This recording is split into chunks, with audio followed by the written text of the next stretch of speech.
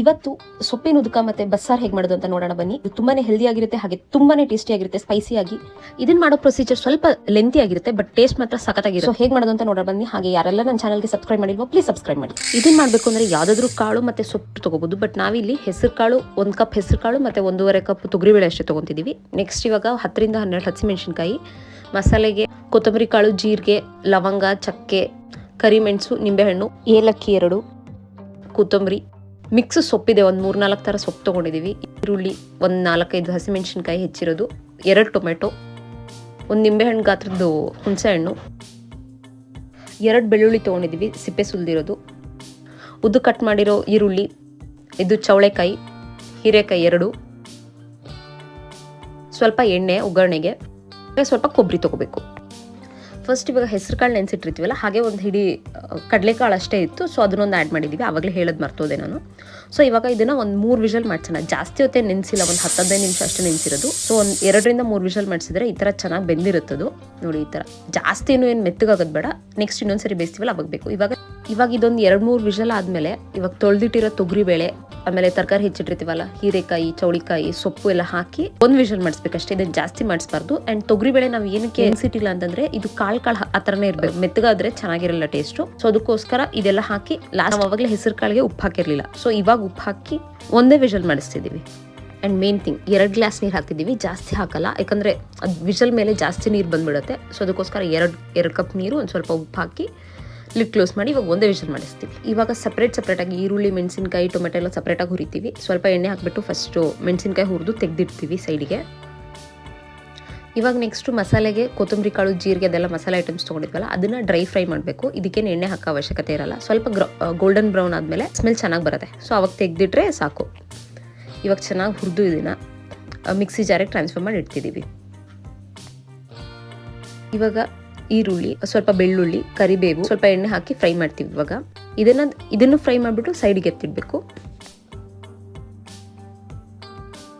ಇವಾಗ ಲಾಸ್ಟಲ್ಲಿ ಹುರಿಯೋಕ್ಕೆ ಟೊಮೆಟೊ ತೊಗೋಬೇಕು. ಆ್ಯಕ್ಚುಲಿ ಆವಾಗಲೇ 2 ಟೊಮೆಟೊ ತೊಗೊಂಡಿದ್ವಿ ನಾವು ಹೆಚ್ಕೊಂಡಿರುವಾಗ. ಇವಾಗ 1 ಟೊಮೆಟೊ ಸ್ವಲ್ಪ ಎಣ್ಣೆ ಹಾಕಿ ಬೇಯಿಸ್ತೀವಿ. ಸೊಪ್ಪಿನ ಉದ್ಕಕ್ಕೆ ಬೇಕು. ಇದು ಆ್ಯಕ್ಚುಲಿ ಬಸ್ಸಾರಿಗೆ ಹುರಿಯೋದೆಲ್ಲ ಮಾಡ್ತಿರೋದು ನಾವು.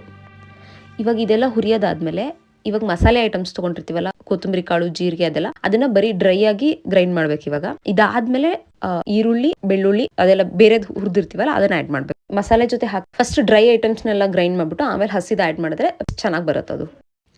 ಸಾರಿ, ನಾನು ಇಲ್ಲಿ ಕೊಬ್ಬರಿ ಹುರಿದು ಮತ್ತೆ ಅದನ್ನು ಗ್ರೈಂಡ್ ಮಾಡೋಕ್ಕೆ ತೋರಿಸಿಲ್ಲ. ಸೊ ಅದನ್ನು ಆ್ಯಡ್ ಮಾಡಿ ಇವಾಗ ಮಸಾಲೆ, ಈರುಳ್ಳಿ, ಬೆಳ್ಳುಳ್ಳಿ, ಟೊಮೆಟೊ, ಕೊಬ್ಬರಿ ಎಲ್ಲ ಗ್ರೈಂಡ್ ಮಾಡಿದ್ಮೇಲೆ ಈ ಥರ ಕಾಣಿಸುತ್ತೆ ಇದು. ಇವಾಗ ನಾವು 1 ವಿಷಲ್ ಮಾಡೋಕೆ ಇಟ್ಟಿದ್ವಲ್ಲ ಸೊಪ್ಪು ಬೇಳೆ ಎಲ್ಲ, ಸೊ ಅದು ಬೆಂದಿದೆ ನೋಡಿ. 1 ವಿಷಲ್ಗೆ ಈ ಥರ ಫುಲ್ ಮೆತ್ತಗಾಗಿ ಹೋಗಿದೆ. ಈ ಥರ ಆಗಬಾರ್ದು, ಸ್ವಲ್ಪ ಗಟ್ಟಿನೇ ಇರಬೇಕು, ಅವಾಗ ಚೆನ್ನಾಗಿರುತ್ತೆ. ಇವಾಗ ಇದಕ್ಕೆ ಒಂದು 2 ಕಪ್ ನೀರು ಹಾಕ್ತಿದ್ದೀವಿ. ಸೊ ಇದು ನೀರು ಹಾಕಿ ಕಲಸಿ ಇವಾಗ ಈ ನೀರೇನಿರುತ್ತಲ್ಲ ಅದನ್ನು ಬಸಿಯೋಕೆ ಇಡಬೇಕು. ಸೊ ಅದಕ್ಕೆ ಇದು ಬಸ್ಸಾರಾಗುತ್ತೆ, ಅದಕ್ಕೆ ಒಗ್ಗರಣೆ ಎಲ್ಲ ಕೊಟ್ಟರೆ. ಸೊ ಇವಾಗ ಬನ್ನಿ ಇದು ಬಸಿಯೋಣ. ಸೊ ಈ ಥರ ತೆಗೆದಿಟ್ಟು ಒಂದು 5 ಮಿನಿಟ್ಸ್ ಡ್ರೈನ್ ಆಗಕ್ಕೆ ಬಿಡೋಣ ಇದನ್ನು. ಇದು ನೀರು ಇಳಿಯೋಷ್ಟರಲ್ಲಿ ಬನ್ನಿ ಒಗ್ಗರಣೆ ಹಾಕೋಣ ಬಸ್ಸಾರಿಗೆ. ಇವಾಗ ಸ್ವಲ್ಪ ಎಣ್ಣೆ, ನಾವು ಬೇಳೆ ಬೇಯಿಸಿದ್ವಲ್ಲ ಅದೇ ಕುಕ್ಕರ್ ತೊಗೊಂಡಿದ್ದೀವಿ, ಸುಮ್ಮನೆ ಪಾತ್ರೆ ಜಾಸ್ತಿ ಆಗುತ್ತೆ ಅಂತ. ಸೊ ನೀವು ಬೇಕಾದರೆ ಬೇರೆದು ಯೂಸ್ ಮಾಡ್ಬೋದು. ಸಾಸಿವೆ, ಜೀರಿಗೆ, ಕರಿಬೇವು, ಒಂದು 4 ಬೆಳ್ಳುಳ್ಳಿ ಇದು ಹಾಕಿ ಇವಾಗ ಏನೂ ಇಲ್ಲ, ಇದು ಗ್ರೈಂಡ್ ಮಾಡಿರ್ತೀವಲ್ಲ ಅದಕ್ಕೆ ಸ್ವಲ್ಪ ನೀರು ಹಾಕಿ ಪಾತ್ರೆಗೆ ಹಾಕ್ಬೇಕು. ಇವಾಗ ಸ್ವಲ್ಪ ಗಟ್ಟಿನೇ ಇರುತ್ತೆ, ಸ್ವಲ್ಪ ನೀರು ಆ್ಯಡ್ ಮಾಡಬೇಕು. ಇವಾಗ ಈ ಥರ ಇದೆ. ಇದಕ್ಕೆ ಇವಾಗ ಬಸಿಯಾಕೆ ಇಟ್ಟಿರ್ತೀವಲ್ಲ ಆ ನೀರನ್ನ ಆ್ಯಡ್ ಮಾಡಬೇಕು ನೋಡಿ. ಈ ಥರ ಹಾಕಿ ಅದು ಜಾರೆಲ್ಲ ನೀಟಾಗಿ ನೀರು ಹಾಕಿ ಕ್ಲೀನ್ ಮಾಡಿದ್ರೆ ಇದೆಲ್ಲ ಆದಮೇಲೆ ಇವಾಗ ಹುಣಸೆಹಣ್ಣು ನೆನೆಸಿಟ್ಟಿರ್ತೀವಲ್ಲ ಅದನ್ನ ಸ್ವಲ್ಪ ಹಾಕಿ ನೆಕ್ಸ್ಟ್ ಉಪ್ಪು ಟೇಸ್ಟ್ ನೋಡಿಬಿಟ್ಟು ನಮ್ಗೆ ಎಷ್ಟು ಬೇಕಾಗುತ್ತೋ ಅಷ್ಟು ಉಪ್ಪು ಆ್ಯಡ್ ಮಾಡಬೇಕು. ಇವಾಗ ಇದೆಲ್ಲ ಆ್ಯಡ್ ಮಾಡಿದ್ಮೇಲೆ ಕುದಿಯೋಕೆ ಇಡಬೇಕು. ಇದನ್ನು ಅರೋಮ ಮಾತ್ರ ಸಖತ್ತಾಗಿ ಬರ್ತಿರುತ್ತೆ. ಯಾವಾಗ ಊಟ ಮಾಡ್ತೀವೋ ಅಂತ ಅನಿಸ್ತಿತ್ತು ನಮಗಂತೂ. ಸೊ ಇವಾಗ ಲಾಸ್ಟಲ್ಲಿ ಕುದೀತಿರುವಾಗ ಕೊತ್ತಂಬರಿ ಹಾಕಿ ಇದನ್ನು ಪಕ್ಕದಲ್ಲಿ ಇಡಬೇಕು. ಇವಾಗ ನೆಕ್ಸ್ಟು ಸೊಪ್ಪಿನ ಉದ್ಕ ಹೇಗೆ ಮಾಡೋದು ಅಂತ ನೋಡೋಣ ಬನ್ನಿ. ಇದೇನಿಲ್ಲ, ಬಾಣಲೆಗೆ ಒಂದು ಸ್ವಲ್ಪ ಎಣ್ಣೆ, ಜೀರಿಗೆ, ಸಾಸಿವೆ, ಕರಿಬೇವು, ಸ್ವಲ್ಪ ಹೆಚ್ಚಿಟ್ಕೊಂಡು ಮೆಣಸಿನಕಾಯಿ ಮತ್ತು ಚಿಕ್ಕದಾಗಿ ಕಟ್ ಮಾಡಿರೋ ಈರುಳ್ಳಿ ಇತ್ತಲ್ಲ, ಸೊ ಅದನ್ನು ಸ್ವಲ್ಪ ಫ್ರೈ ಮಾಡಿ ಆವಾಗಲೇ ಹುರಿತಿರುವಾಗ 1 ಟೊಮೆಟೊ ಬಿಟ್ಟಿದ್ವಲ್ಲ, ಸೊ ಅದನ್ನ ಇವಾಗ ಒಗ್ಗರಣೆಗೆ ಹಾಕಬೇಕು. ಇದು ಸ್ವಲ್ಪ ಟೊಮೆಟೊ ಮೆತ್ತಗಾದ್ಮೇಲೆ ಅರಿಶಿನ, ಇದು ಆ್ಯಕ್ಚುಲಿ ಗುರಳ್ ಪುಡಿ ಹಾಕಬೇಕು. ನಾನು ಆವಾಗಲೇ ಹೇಳೋದು ಮರ್ತೋಗಿದೆ ನಿಮಗೆ. ಇದು ಗುರಳ್ ಪುಡಿ ಇದೊಂದು ತೊಗೊಂಡಿರ್ಬೇಕು. ಆಮೇಲೆ ಇದು ಸಾಂಬಾರು ಮಸಾಲ, ಮನೆಯಲ್ಲೇ ಮಾಡಿರೋ ಸಾಂಬಾರು ಪುಡಿ ಇದು. ನೀವು ಯಾವುದಾದ್ರೂ ಮಸಾಲೆ ಯೂಸ್ ಮಾಡ್ಬೋದು. ಆ್ಯಂಡ್ ಇವಾಗ ಬೇಯಿಸಿಟ್ಟಿರೋ ಕಾಳು, ಸೊಪ್ಪು ಎಲ್ಲ ಹಾಕಬೇಕು. ಸೊ ಇದು ಸ್ವಲ್ಪ ಮಿಕ್ಸ್ ಮಾಡಿಬಿಟ್ಟು ನಮಗೆ ಉಪ್ಪು ಕಡಿಮೆ ಅನಿಸಿದರೆ ಟೇಸ್ಟಿಗೆ ತಕ್ಕಂಗೆ ಉಪ್ಪು ಹಾಕಬೇಕು. ಇದಿಷ್ಟು ಮಾಡಿ ಒಂದು ನಿಂಬೆಹಣ್ಣು ಹಿಂಡಿದ್ರೆ ಸೊಪ್ಪಿನ ಉತ್ಕ ರೆಡಿಯಾಗಿರುತ್ತೆ. ಮುದ್ದೆ ಜೊತೆ ತಿಂತಿದ್ರೆ ಬಿಸಿ ಬಿಸಿ ಮುದ್ದೆ ಜೊತೆ ತುಂಬ ಚೆನ್ನಾಗಿರುತ್ತೆ.